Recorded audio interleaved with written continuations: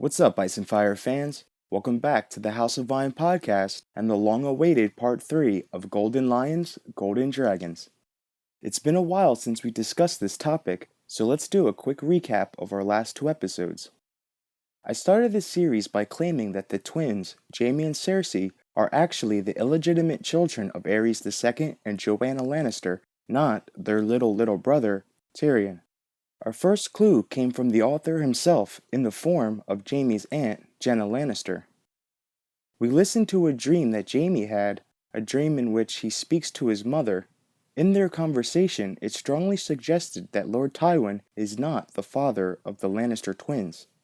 We also concluded that in his dream, Jaime's missing hand has to be symbolizing that something in this dream is true.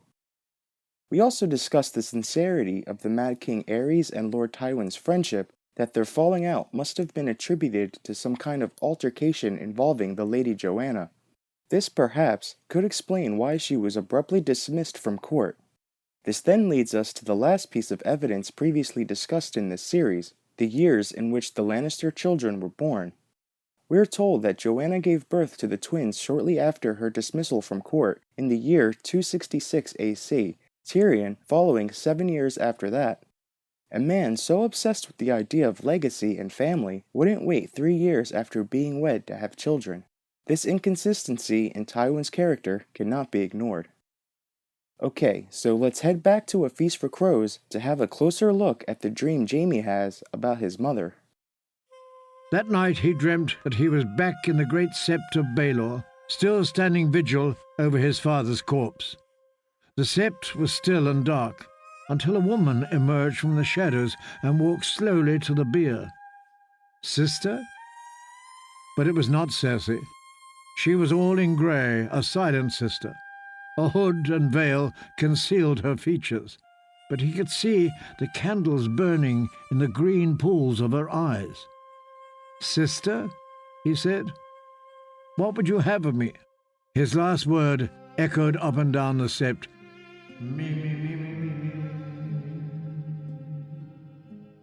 "I am not your sister, Jaime."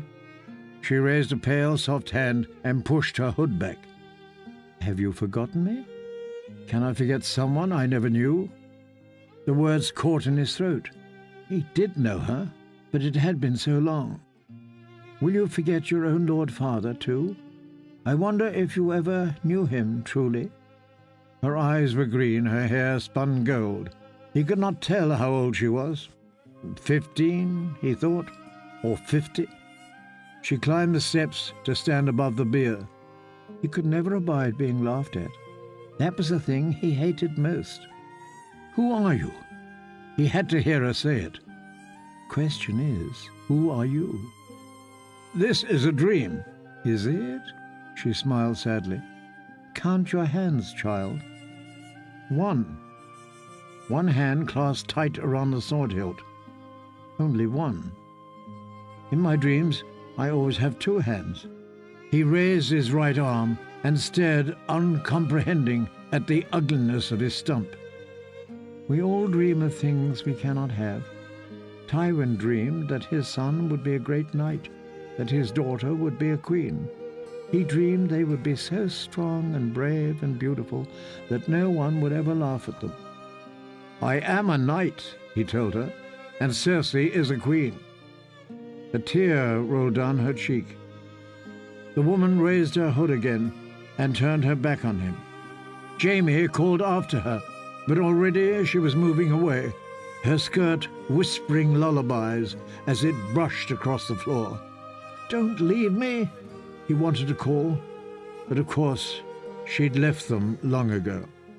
So this dream of Jaime's is sort of a flashback type dream, I guess we could call it, that matches up with a scene found in Jaime chapter 1 of Feast for Crows. This would explain why Jaime thinks that the silent sister is actually Cersei.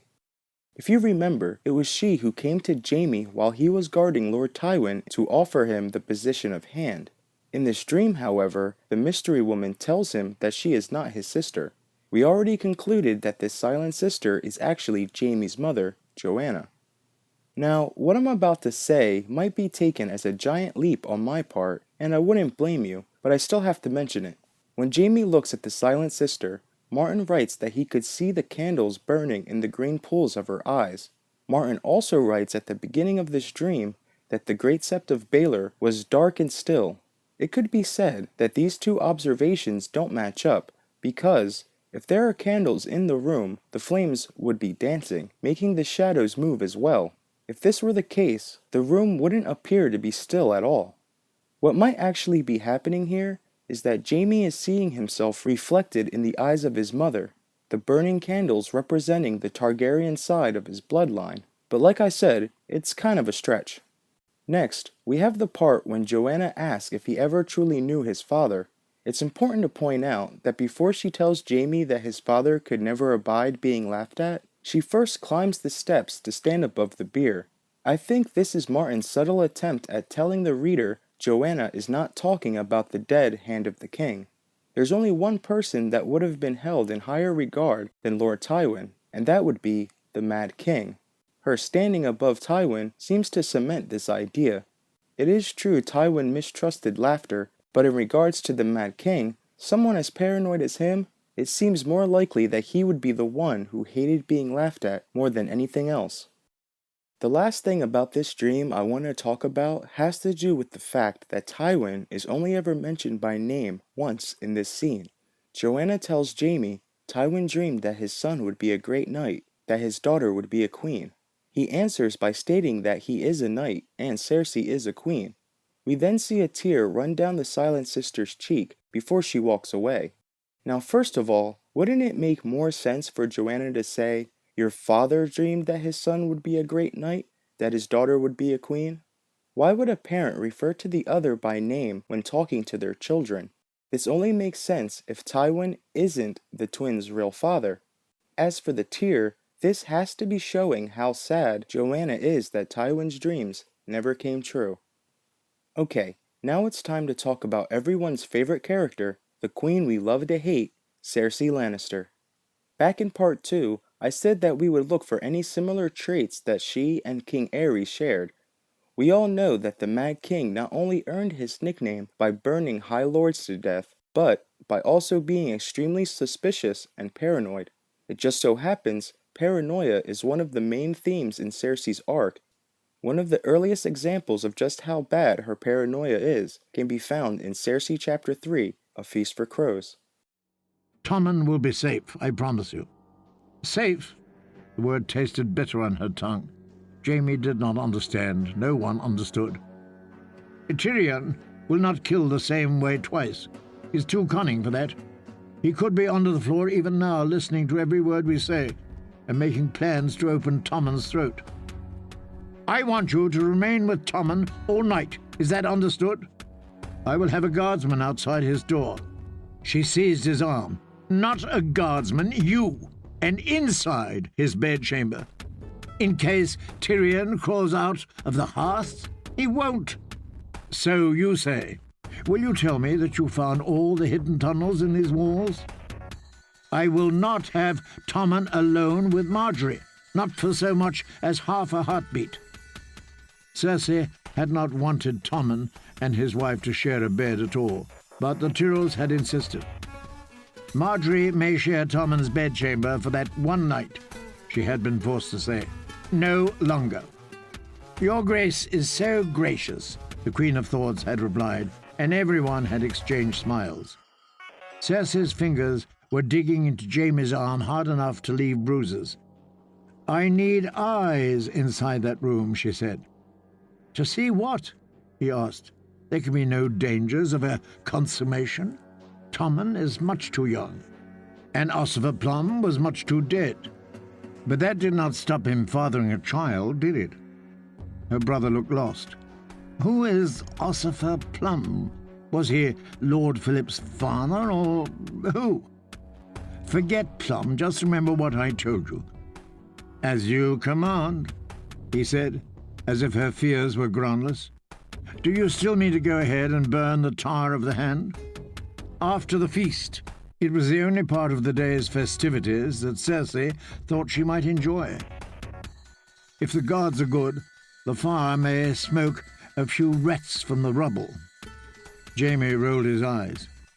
Tyrion, you mean? Him and Lord Varys and this jailer? So it's pretty clear that Cersei is extremely afraid that something is going to happen to her son Tommen. She's sure that Tyrion will try to hurt her son at some point during the wedding, which causes her to put guards in the same room as Tommen and Margaery. We then hear Jaime ask her if she will still burn down the Tower of the Hand, which gives us a few more clues about them being the children of Aerys. First of all, she is convinced that Tyrion and Varys are still hiding within the Red Keep, which we know isn't the case. She hopes to smoke them out after they set the Tower of the Hand on fire. During this conversation, Cersei tells Jaime that she wants to build a new capital and rule from Casterly Rock. It seems Cersei is starting to sound like Aerys. Remember, the Mad King aspired to building a new capital during his reign as well. I'm not the only person who thinks Cersei is starting to sound a lot like Aerys. If these flames spread beyond the tower, you may end up burning down the castle, whether you mean to or not. Wildfire is treacherous. Lord Halin has assured me that his pyromancers can control the fire. The Guild of Alchemists had been brewing fresh wildfire for a fortnight. Let all of King's Landing see the flames. It will be a lesson to our enemies. Now you sound like Aerys. We have another sign that Cersei is just as mad as Aerys, and it's shown in this same chapter. While talking to Jaime, Cersei thinks to herself, "How could I have ever loved that wretched creature?" Normally, when a POV character thinks to themselves, it's followed by them thinking the answer. It's important for me to point out that the text specifically says, "He was your twin, your shadow, your other half," another voice whispered. This could be another stretch on my part, but this seems like Cersei is actually talking to herself, and talking to yourself is the first sign of insanity. Moving on, in this same chapter, Cersei chapter 3, we see that Lady Margaery and Tommen have finally wed. During the feast, it becomes ever clearer that Cersei thinks that everyone is plotting against her, everyone from Lady Olenna and the Tyrells to her own Uncle Kevin and the rest of her father's bannermen. Now, we're going to need more than just, "they're both mad," to help prove my theory. Ramsay Snow is just as crazy, but that doesn't make him the son of Aerys now, does it? The true comparison isn't found simply within their madness, but in the justification of their madness. What do I mean? First, let's talk Aerys. We know he was growing overtly suspicious of the great houses towards the end of his reign. We also learned from the World of Ice and Fire that Rhaegar was most likely going to denounce his father and call a great council. Before the start of Robert's rebellion, we saw alliances being forged between houses Stark, Tully, Baratheon, and Lannister. History shows that these houses usually only married within their own kingdoms. My point is that Aerys might have been justified in his paranoia that the other houses were planning to rise against the throne. This then takes us to Cersei. Like I said, she fears that the Tyrells are plotting against her. It's Jaime and Kevin who keeps telling her that these suspicions are unwarranted. However, we the reader, we know that it was the Tyrells who killed Joffrey, meaning her growing suspicions and her madness is also justified. Martin has drawn us a map leading to the idea that the twins are Targaryen bastards. This massively close parallel between Cersei and Aerys is another mark on that map. For our last Cersei and Aerys comparison, let's head to the end of Cersei chapter 3, A Feast for Crows, so we can watch her reaction to the burning of the Tower of the Hand. 100 yards from the tower, she took a breath to stop her head from spinning. "Lord Helene, you may commence." Helene the pyromancer said, "Hum!" and waved the torch he was holding, and the archers on the walls bent their bows and sent a dozen flaming arrows through the gaping windows. The tower went up with a whoosh. In half a heartbeat, its interior was alive with light red, yellow, orange, and green, an ominous dark green, the color of bile and jade and pyromancer's piss. The queen could feel the heat of those green flames. The pyromancers said that only 3 things burn hotter than their substance: dragon flame, the fires beneath the earth, and the summer sun. It is beautiful, she thought, as beautiful as Joffrey when they laid him in my arms. Cersei thought of all the king's hands that she had known through the years. All of them are burning now, she told herself, savouring the thought. They are dead and burning, every one, with all their plots and schemes and betrayals. It is my day now. It is my castle and my kingdom. Lord Helene, how long will the fires burn? All night, your grace. Cersei beckoned to Jaime. Lord Commander, escort his grace and his little queen to their pillows, if you will. As you command. And you as well? No need. Cersei felt too alive for sleep. The wildfire was cleansing her, burning away all the rage and fear, filling her with resolve. The flames are so pretty. I want to watch them for a while. So we see Cersei gathering up the wedding guests so that they may witness the burning of the Hand's Tower. It's apparent that she has become quite close to the Pyromancers Guild, claiming that they've been making new wildfire for her for weeks. We know that the Mad King was also very close with them, even naming one as Hand of the King. It's very important to point out that she describes the burning of the tower as beautiful. The chapter ends with everyone leaving, save for Cersei, because she wants to watch the tower burn. Why she would want to stay and watch these pretty flames? My answer? Like father, like daughter. So that's it for part 3.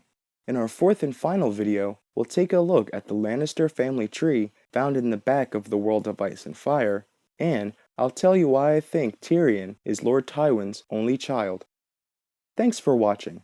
Share, like, and subscribe to stay updated and be the first to watch newly uploaded videos.